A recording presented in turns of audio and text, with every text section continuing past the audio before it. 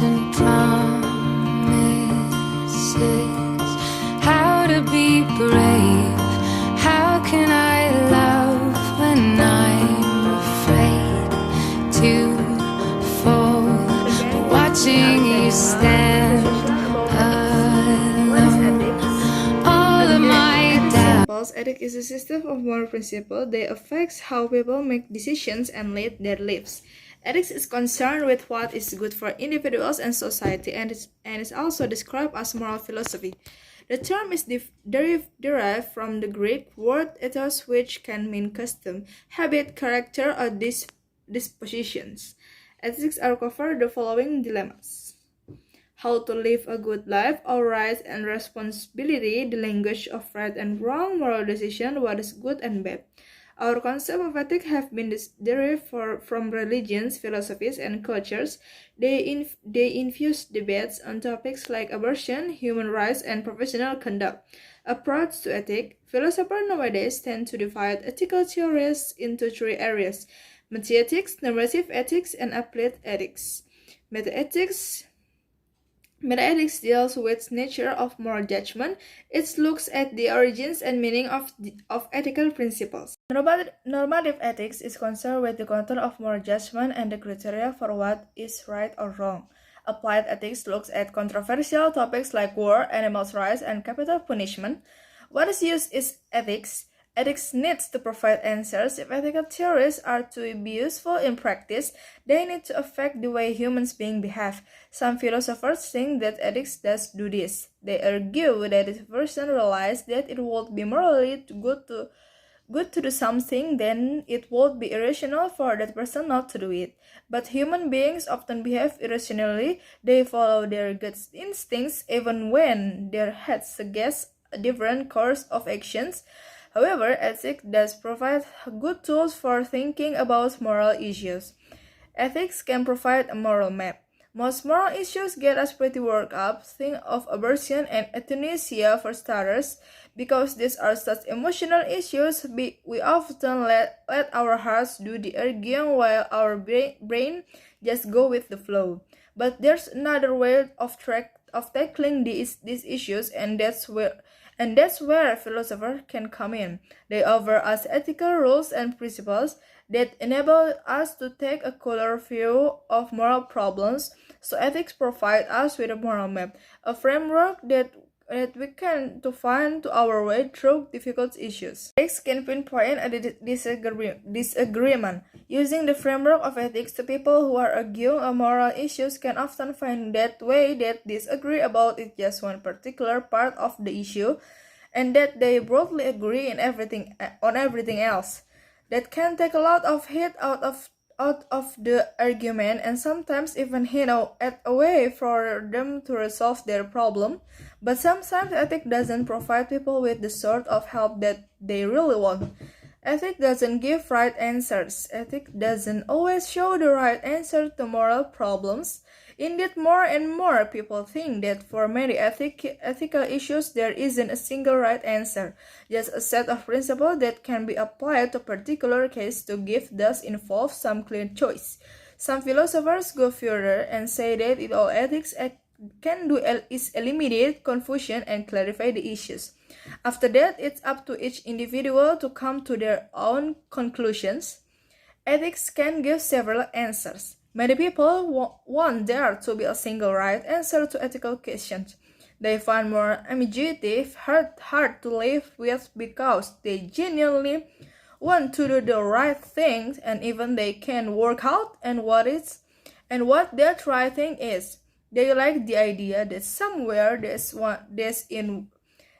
one right answer. Often there is one right answer. There may be several right answers or just some least worst answers, and the individual must choose between them. For others, most ambiguity is difficult because it forces them to take responsibility for their own choice and actions rather than falling back on convenient rules and customs. Where does ethics come from? Philosophers have several answers to this question. 1. God and religion. 2. Human conscience and intuition. 3. A rational moral cost-benefit analysis of action and their effects. 4. the example of good human beings. 5. A desire for the best for people in each unique situation. And the last, political power. God-based ethics, supernaturalism. Supernaturalism makes ethics inseparable from religion. It teaches that the only source of moral rules is God. Something is good because God says it, and the way to lead is a good life is to do what God wants. Intuitionism. Intuitionists think that good and bad are real objective properties that can be broken down into component parts. Something is good because it's good. Its goodness doesn't need justifying of proving. Intuitionists think that goodness or badness can be detected by adults. They say that human beings have an intuitive moral sense that enables them to detect real moral truths. They think that basic moral truths of what is good and bad are self-evident to a person who direct their mind towards moral issues. So good things are the things that sensible person realize and are good if they spend more time pondering the subject. Don't get confused. For the intuitionists, 1. Moral truths are not discovered by rational argument. 2. Moral truths are not discovered by having a hunch. And the last, moral truths are discovered by having a feeling. It's more a sort of moral aha moment, a realization of the truths. Consequentialism is the ethical theory that most non-religious people think they use every day. It bases morality on the consequences of human action and not on the action themselves. Consequentialism teaches us the people should do whatever produces the greatest amount of good consequence. One famous way of putting this is the greatest good for the greatest number of people. The most common forms of consequentialism are the various versions of utilitarianism, which favor action that produce the greatest amount of happiness. Despite its obvious common sense appeal, consequentialism turns out to be a complicated theory and doesn't provide a complete solution to all ethical problems. Two problems with consequentialism are: it can lead to the conclusion that some quite dreadful acts are good. Predicting and evaluating the consequence of action is often very difficult.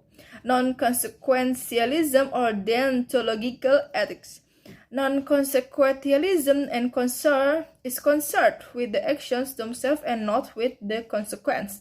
It's the theory that people are using when they refer to the principle of the thing. It teaches that some acts are right or wrong is in themselves, whatever the consequence, and people should act accordingly. Virtue ethics. Virtue ethics look at virtue or moral character rather than ethical duties and rules or the consequence of action. In this, some philosophers of this school deny that can be such things as universal ethical rules. Virtue ethics is particularly concerned with the way individuals live their lives and less concerned in assessing particular actions. It develops the idea of good action by looking at the virtues people express their inner goodness in the things that they do. To put every simply, virtue ethics teach that an action is right if only and if it's an action that a virtuous person would do in the same circumstance, and that a virtuous person is someone who has particularly good character. Situation ethics reject prescriptive rules and agrees that individual ethical decisions should be made according to the unique station. Rather than following rules, the decision make should follow a desire to seek the best for the people involved. There are no more rules of rights. Each case is unique and deserves its unique solutions. Ethics and ideology. Some philosophers teach that ethics is the codification of political ideology, and that the function of ethics is to state, enforce, and preserve particular political beliefs.